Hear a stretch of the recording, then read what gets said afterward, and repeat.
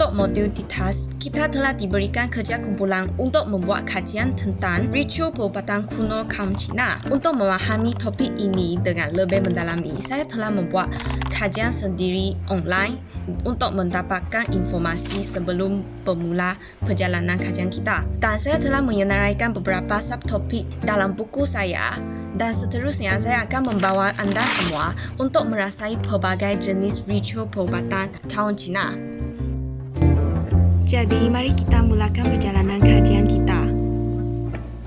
Another guy looking for the perfect lover, the kind of love you only see in it. Terapi tradisional pertama yang kita akan kajian ialah gua sha. Ia dikenali sebagai kurokan. Ia adalah salah satu amalan perubatan tradisional Cina. Rawatan dijalankan dengan mengikis kulit orang dengan alat kurokan dan terdapat pelbagai jenis alat kurokan yang sesuai untuk mengeruk bahagian yang tidak sama. Kurokan digunakan untuk mengurangkan ketegangan otot san dan dapat membantu mengatasi sindrom menopause seperti mudah delak hingga jantung berdebar-debar. Kurokan juga efektif untuk mengatasi kecemasan seperti stroke haba.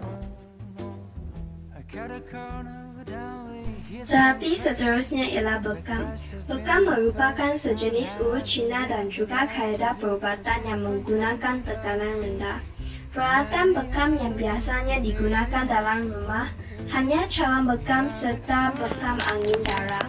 Bekam dijalankan untuk menghilangkan tundung dan kesejukan, membuang toksin dan panas sehingga dapat menyesuaikan keadaan tubuh dan menghilangkan keletihan serta meningkatkan kecergasan fizikal. Ia juga dapat mengurangkan bengkak dan sakit, juga melancarkan peredaran darah. Kajian tentang terapi tradisional dijalankan sampai sini sahaja kerana sudah lewat malam. Kajian kita akan dijalankan lagi esok. Selamat malam. Kajian kedua dijalankan pada hari seterusnya. Tetapi oleh sebab COVID-19, kita telah menghadapi satu masalah besar, iaitu kajian senaman tradisional. Tetapi Emily telah mendapatkan bantuan dari ahli kumpulan kita untuk mendapat idea dengan cara membuat kajian berkaitan dengan senaman tradisional, dan akhirnya kita mendapat satu video yang dirakam oleh ahli kumpulan tentang Qigong.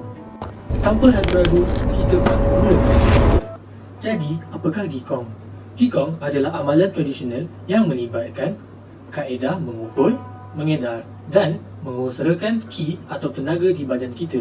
Qigong tidak memerlukan peralatan dan boleh dilakukan di mana-mana sahaja. Selain daripada itu, Qigong dapat menurunkan tekanan darah dan meningkatkan kesihatan serta mengurangkan kesan tekanan yang negatif. Qigong juga sesuai untuk orang dewasa yang lebih tua kerana ia dapat menurunkan risiko jatuh dan cedera pada masa yang sama juga dapat meningkatkan imuniti dan perlindungan. Jadi, secara kesimpulannya, Qigong bukan sahaja dapat menghasilkan fikiran yang tenang, ia juga amat menyihatkan tubuh badan kita. Seterusnya, kajian ketiga iaitu kajian tentang berbagai jenis herba Cina dijalankan. Pertama sekali ialah jujuk. Jujuk biasanya akan dimakan terus kerana ia mengandungi berbagai jenis nutrisi penting dalam diet kita. Jujuk juga biasanya direndam dalam air panas dan ia dipanggil air rebusan jujuk yang dapat melancarkan pengeluaran darah ketika bulan mengembang.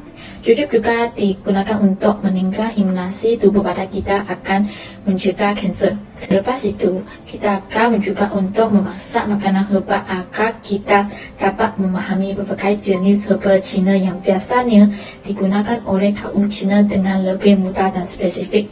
Dalam masakan kita akan menggunakan biji terada yang amat bermanfaat bagi mengatasi insomnia hingga turunkan tekanan darah. Walau bagaimanapun, salah satu manfaat biji terada yang paling umum dalam pengobatan tradisional adalah untuk menghentikan diarrhea serta menjaga tekanan darah tetap seimbang dalam batas normal.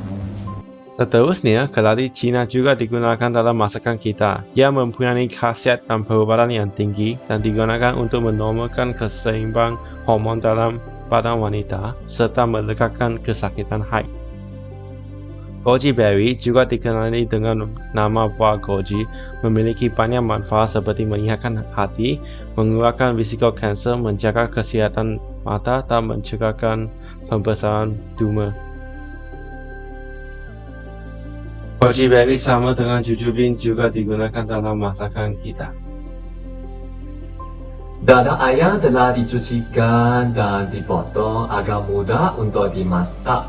Selepas itu, dada ayam ini diletakkan bersama dengan semua hebat China dalam perut gajah tadi. Selepas itu, air ditambah ke dalamnya hinggalah menggebuki semua bahan itu dan air boleh dikukus.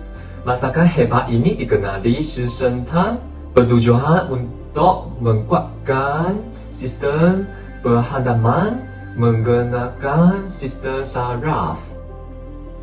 Sebelum kita dapat merasakan masakan herba kita telah menerima mesej daripada ketua kumpulan kita mengingati bahawa kita masih ada satu kajian terakhir yang perlu dijalankan, iaitu temu ramah dengan pensyarah perubatan Cina dari Xiamen University atas Zoom Meet. Temu ramah ini dijalankan dengan pensyarah Lim Jihong dalam bahasa Cina. 如果再让你选一次的话，回到当初，你还会选择去读中医吗？为什么？重庆有一句话是这样说的：生命呢是可悲的，因为它不能够重来；但是呢，生命是可喜的，它也不需要重来。生命是可悲的，是因为我们每次会想到如果，就好像我们现在所做的东西就好像不完美，我们想回去重新选择，那是可悲的，不可能的。人生不是科幻电影哦，上来想回去过去就回去过去，是吧？但是可喜的是，因为我们所走过的，我们都是要面对它的责任。所以这个问题对于任何人来讲，我觉得我答案都是一样的，就是都会选择同样东西，因为那就是我人生的一种成长。到现在来讲，也就是我一种对我来说是一种所谓的收获。 Temu ramah ini dijalankan dengan lancar dan kita juga mendapatkan ilmu pengetahuan yang tidak akan kita dapatkan dari internet, dan kita amat bersyukur kerana dapat mengadakan satu temu ramah dengan pensyarah tersebut. Sampai sini sahajalah perjalanan kajian kita tentang ritual perubatan kuno kaum Cina. Kajian tersebut membawa bukan sahaja ilmu pengetahuan, jugalah pengalaman yang amat berharga kepada kita. Kita bersyukur kepada nikmat Tuhan, pensyarah kita yang memberi peluang untuk membuat kajian tersebut dengan lebih mendalami. Dan akhirnya, penghargaan saya kepada semua ahli kumpulan yang bekerjasama menghasilkan kajian tersebut. Saya Clement Lai. Saya Shushinta Naidu. Saya Cheng Xiahui. Saya Muhammad Akil Rafiki. Saya Kalaksun. Saya Joshua Wong. Saya Max Sun Tyler. Dan saya Emily Tan. Kita dari kumpulan 8.